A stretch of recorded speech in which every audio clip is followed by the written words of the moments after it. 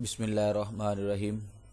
اللہ کے نام سے شروع جو بڑا مہربان اور نہایت رحم کرنے والا ہے۔ السلام علیکم ڈیئر طلباء، امید کرتا ہوں کہ آپ سب بچے خیریت سے ہوں گے اور ابھی تک جتنے لیسن آپ تک پہنچے آپ نے ان کو اچھے طریقے سے یاد بھی کیا ہوگا اور سنا بھی ہے۔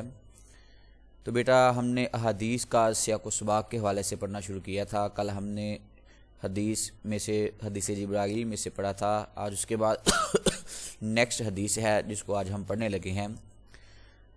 اللہ کے پاک پیغمبر حضرت محمد صلی اللہ علیہ وسلم نے فرمایا کہ یکتب نہ رزقہ و جعلہ و عملہ و شقی اما سعید، سو وہ فرشتہ اس کا رزق اور اس کی عمر اور اس کا عمل اور وہ بدبخت ہے یا نیک بخت۔ تو یہ حدیث سے جو ہے مختصر سا فکرہ جو ہے وہ لیا گیا کہ جس کے اندر بتایا گیا کہ جب انسان پیدا ہوتا ہے تو اس کا رزق بھی لکھ دیا جاتا ہے، اس کی عمر بھی لکھ دی جاتی ہے اور اس کا عمل بھی لکھ دیا جاتا ہے۔ تو سیاق و سباق کے حوالے سے ہم پڑھیں گے اب کہ حدیث کے حصے میں تخلیق انسان کے مراحل میں سے ایک مرحلہ بیان ہوا ہے۔ اس حدیث کے شروع میں رسول اللہ صلی اللہ علیہ وسلم تخلیق انسان کے آغاز کا ذکر کیا کہ تم میں سے ہر ایک کی پیدائش کا مادہ اس کی ماں کے پیٹ میں 40 دن تک پانی کے قطرے کی شکل میں اتنی ہی مدت میں جمع ہوا خون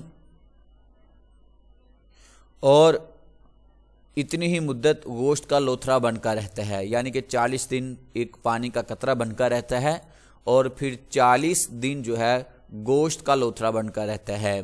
پھر اس کی طرف فرشتہ بھیج دیا جاتا ہے سو وہ اس میں روح پھونکتا ہے اور 4 باتوں کا حکم دیا جاتا ہے کہ وہ فرشتہ اس کا رزق لکھتا ہے، عمر، عمل اور نیک بخت یا بد بخت ہونے کو لکھتا ہے۔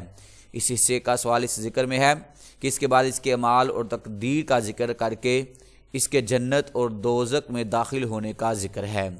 تو حدیث کے اس حصے میں جو ہے وہ چیزیں بتائی گئی تھی کہ اللہ تعالیٰ نے کے پاک پیغمبر نے بتایا کہ کس طریقے سے انسان جو ہے وہ کس مراحل میں سے گزرتا ہے اور انسان کی پیدائش اور انسان کے عمل اور عمر اور رزق کے متعلق کیا کچھ ہے۔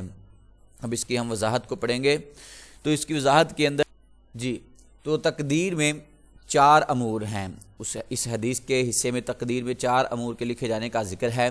اس میں اس کا رزق بھی ہے، اس کی عمر بھی ہے، اس کا عمل ہے اور اس کا بدبخت یا نیک بخت ہونے کا ذکر ہے۔ تو یہ 4 امور اللہ تعالیٰ کی مرضی سے لکھے جاتے ہیں۔ اب ان 4 امور کا جو دیکھا جائے تو یہ 4 امور پر یہ ہے کہ تینوں مراحل مکمل جو 3 مراحل ہیں انسان کے پہلے، مثلا رزق ہے، عمر ہے اور عمل ہے، یہ لکھے جانے کے بعد یہ سارا کچھ ہو جانے کے بعد پھر انسان کے اندر جو ہے اللہ فرشتہ کو بھیجتا ہے کہ اس کے اندر روح جو ہے وہ پھونک دے۔ پھر اس حدیث مبارکہ میں انسان کے لیے جو درس ہے وہ یہ ہے کہ ان کی حقیقت کیا ہے، کیونکہ یہ 4 امور میں سے کوئی امر بھی انسان کے اختیار میں نہیں ہے۔ انسان آج کے دور میں نفسا نفسی اور چھینا چھپٹی کی روش میں مبتلا ہے اور ہرس اور لالچ اور ہر جائز و ناجائز طریقے سے مال و دولت حاصل کرنے کی کوشش کرتا ہے۔ اپنے گمان میں لمبی عمر سمجھ کر مختلف طرح کے اعمال کرتا ہے، دنیا میں بڑی بڑی رہائش گاہیں بناتا ہے۔ جب اس کی تقدیر میں اس کا رزق، عمر، عمل اور خوش بخت ہونے کا ذکر ہے تو انسان کو عاجزی و انکساری کے ساتھ اللہ تعالیٰ اور اس کے رسول صلی اللہ علیہ وسلم کے احکامات کے مطابق زندگی بسر کرنی چاہیے۔ تو بیٹا اس حدیث کو اگر جو ہم نے پڑھا تھا پہلے بھی کہ انسان کی تخلیق کے جو مراحل بتائے کہ اللہ تعالیٰ نے فرمایا کہ میں اسے 40 روز تک ماں کے پیٹ میں ایک نطفے کی صورت میں رکھتا ہوں، پھر 40 دن جمے ہوئے خون کے مانند رکھتا ہوں اور پھر 40 دن کے بعد اسے گوشت کا لوتھڑا بنا دیتا ہوں۔ تو یہ انسان کے مراحل ہیں۔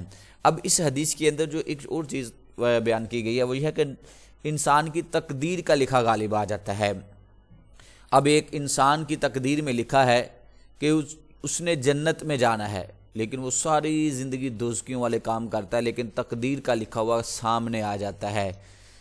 تو جب وہ سامنے آتا ہے تو اللہ کے نبی کا فرمان ہے کہ ایک شخص ساری زندگی گناہ کے کام کرتا ہے، اس کے اور دوزخ کے درمیان ایک ہاتھ کا فاصلہ رہ جاتا ہے، تو کیا ہوتا ہے کہ تقدیر کا لکھا ہوا سامنے آ جاتا ہے اور وہ کوئی ایسے کام کرتا ہے کہ وہ جنت میں چلا جاتا ہے۔ اور اسی طریقے سے ایک انسان ساری زندگی نیک اعمال کرتا ہے، لیکن اس کے اور جنت کے درمیان ایک ہاتھ کا فاصلہ رہ جاتا ہے، لیکن تقدیر کا لکھا ہوا سامنے آ جاتا ہے اور وہ دوزخ میں چلا جاتا ہے۔ تو ان اللہ علی کل شیء قدیر، بے شک اللہ تعالیٰ ہر چیز پر قادر ہے۔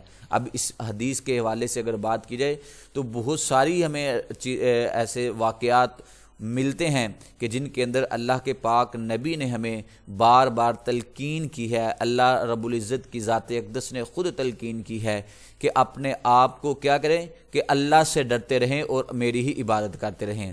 تو لیکن اس کے باوجود انسان جو ہے اس دنیا کی رنگینیوں میں آ کر خود کو کھو دیتا ہے اور دنیا کی رنگینیوں میں جو ہے مبتلا ہو جاتا ہے۔ تو یہ بیٹا انسان کی پیدائش اور تقدیر کیا ہے۔ اچھا، یہاں ایک اور بات عرض کرتا چلوں میں کہ بعض لوگ ہاتھ پہ ہاتھ رکھ کے بیٹھ جاتے ہیں کہ جب جو قسمت میں ہے وہ ملنا ہے۔ تو بیٹا یہاں قسمت سے مراد یہ ہے کہ یہ بھی تو ہو سکتا ہے کہ آپ کی تقدیر میں یہ لکھا گیا ہے کہ جب تک آپ محنت نہیں کریں گے تو آپ کو کچھ نہیں ملے گا، جب تک محنت نہیں کریں گے کچھ ملے گا نہیں۔ جب قسمت میں یہ لکھا ہے کہ بھائی کچھ کرو گے تو ملے گا، تو پھر ظاہری بات ہے کہ اس کے لیے کچھ کرنا ہی پڑے گا، تو پھر ہمیں حاصل ہوگا۔ جیسا انسان کی تقدیر میں لکھا گیا ہے ویسا ہو کر رہنا ہے۔ ہاں، اگر اس کو کوئی تبدیل کر سکتا ہے تو وہ دعا ہے۔ دعا عبادت کا مغز ہے، دعا انسان کی تقدیر کو بدل سکتی ہے، اور دعا ہی انسان کو جو ہے بلندیوں پر لے کر جا سکتی ہے۔ تو اس کے ساتھ بیٹا آج کا ہمارا لیکچر جو ہے وہ مکمل ہوا۔ اللہ حافظ۔